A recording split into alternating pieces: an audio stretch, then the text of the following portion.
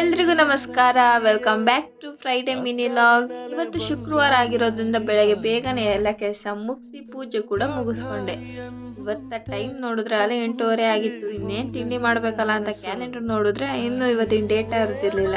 ಹಾಗಾಗಿ ಡೇಟ್ನ ಅರ್ದು ಇವತ್ತಿನ ರಾಶಿಫಲ ನೋಡಿದ್ರೆ ಏನೋ ಆಧರಿಸು ಅಂತಿತ್ತು.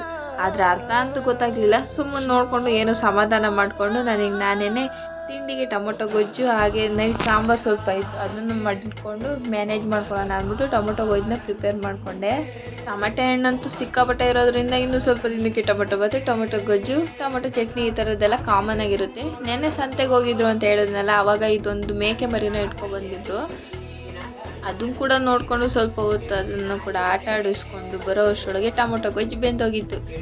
ಅಷ್ಟರೊಳಗೆ ನನ್ನ ಮಗಳಿಗೆ ಕೂಡ ಸ್ನಾನ ಎಲ್ಲ ಮಾಡಿಸಿ ಅವಳನ್ನ ರೆಡಿ ಮಾಡಿ ಅಂಗಡಿ ಕಳಿಸ್ಬೇಕಲ್ಲ, ಹಾಗಾಗಿ ಅವಳನ್ನ ಕೂಡ ರೆಡಿ ಮಾಡಿಸಿ ಎಲ್ಲರಿಗೂ ತಿಂಡಿ ಕೂಡ ಹಾಕೊಂಡ್ಕೊಟ್ಟೆ. ನನ್ನ ಮಕ್ಕಳು ಮಾತ್ರ ಬೇಳೆ ಸಾಂಬಾರು ಅಂದರೆ ತುಂಬ ಇಷ್ಟಪಟ್ಟು ತಿಂತಾರೆ. ಆದರೂ ಟೊಮೊಟೊ ಗೊಜ್ಜನ್ನ ಹಾಕ್ಕೊಟ್ಟು ನನ್ನ ಮಗುಗೆ ಮಾತ್ರ ಬೇಳೆ ಸಾಂಬಾರನ್ನ ಹಾಕ್ಕೊಟ್ಟಿದ್ದೆ.